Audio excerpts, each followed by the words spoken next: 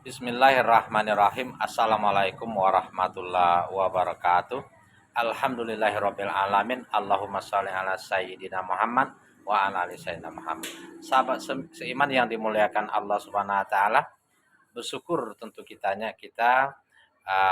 merupakan suatu kewajiban kita kepada Allah Subhanahu wa taala dan juga banyak berselawat. Dengan demikian harapan kita mendapatkan rahmat dari Allah Subhanahu wa taala. Karena Allah Subhanahu wa taala menyerukan kita agar ada ketaatan kepada Allah dan Rasulullah sallallahu alaihi wasallam, di antaranya dengan bersyukur dan berselawat. Allahumma shalli ala sayyidina Muhammad wa ala sayyidina Muhammad. Sebagaimana Allah Subhanahu wa taala berfirman, "Qul atiullaha wa rasulah la'allakum turhamun." Sahabat seiman, Allah Subhanahu wa taala mencintai hambanya walaupun bergelimang dosa, walaupun telah melampaui batas bagi mereka sendiri, telah berbuat maksiat di mana-mana, walaupun dosanya sudah sebanyak buih di lautan, sebanyak pasir di pantai, namun Allah tidak peduli dengan itu selagi dia masih mau bertobat. Lebih Allah cintai daripada orang yang soleh, alim, tapi dia sombong, angkuh, merasa benar sendiri, merasa lebih baik, merasa lebih suci daripada yang lain. Itu lebih Allah Subhanahu wa taala cintai. Karena kesombongan sendiri akan menghancurkan pahala kebaikan. Untuk itu, zikir yang paling utama dengan penuh penyesalan, dengan hati yang khusyuk, salah satunya yang diucapkan Nabi Yunus alaihissalam ketika beliau Nabi sedang terdampar di dalam lautan yang terjepit di dalam perut ikan paus selama lebih kurang kisahnya 40 hari.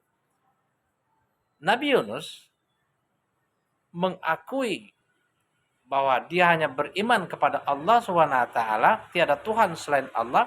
Dia menyesali kesalahannya dan mengakui bahwa dia termasuk orang-orang zulim. Sebagaimana terdapat di dalam petikan surat Anbiya ayat 87 yang berbunyi, La ilaha illa anta subhanaka inni kuntu minaz zolimin. La ilaha illa anta subhanaka inni kuntu minaz zolimin. Sesungguhnya katanya, tiada Tuhan selain Allah yang berhak disembah, yang wajib ditaati, dan aku ini sesungguhnya termasuk orang-orang zolim. Jadi dengan mengakui bahwa kita ini berserah diri kepada Allah dan mengakui bahwa Allah lah tempat kita bermohon dan ketaatan, dan kita mengakui kezaliman kita, maka Allah Subhanahu wa taala mengampuni dosa-dosa kita, kesalahan kita, khilaf kita, sehingga hajat kita, kebutuhan kita, musibah kita akan dikabulkan, diringankan oleh Allah Subhanahu wa taala. Sebagaimana Nabi Yunus ketika itu dingin, beku, lapar, sakit di dalam ikan paus, ya, dikeluarkan oleh ikan atas perintah Allah Subhanahu wa taala di daratan meskipun tandus. Dan berikutnya dengan terus Nabi Yunus alaihissalam membaca La ilaha illa anta subhanaka inni kuntu minaz zolimin, akhirnya Nabi Yunus selamat dari kematian, dari kesedihan, dari kegalauan, dari musibah yang menimpa, dan kembali kepada kaumnya dengan selamat, dan umatnya semuanya ikut beriman kepada Allah Subhanahu wa taala. Untuk itu, sahabat seiman, mari jangan kita berputus asa dari rahmat Allah. Berapapun dosa kita, seburuk apapun masa lalu kita, Allah Subhanahu wa taala tidak peduli dengan itu selagi kita mau bertobat. Ya, sebagaimana Allah Subhanahu wa taala berfirman di dalam surat Az-Zumar ayat 53 yang berbunyi, Bismillahirrahmanirrahim.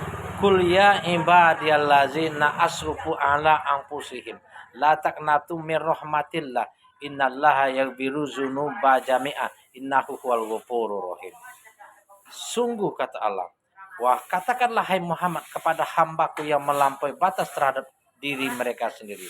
Janganlah mereka berputus asa dari rahmat Allah, karena manakala mereka bertobat, mensucikan diri, benar-benar bertobat, maka semuanya akan diampuni oleh Allah Subhanahu wa taala, dan pahala kejahatan akan diganti dengan pahala kebaikan, karena sesungguhnya Allah Maha Pengampun lagi Maha Penyayang.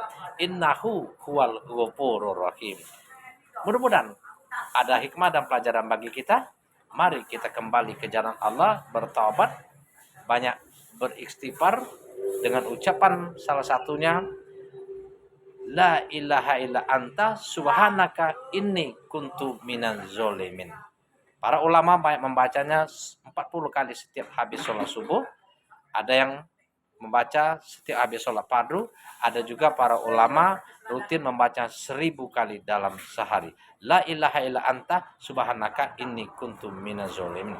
Semoga kita termasuk orang-orang yang gemar bertaubat dan diberi rahmat, ampunan dan kasih sayang Allah Subhanahu wa taala, dan mendapat pahala surga tanpa hisab. Amin. Allahumma amin. Assalamualaikum warahmatullahi wabarakatuh.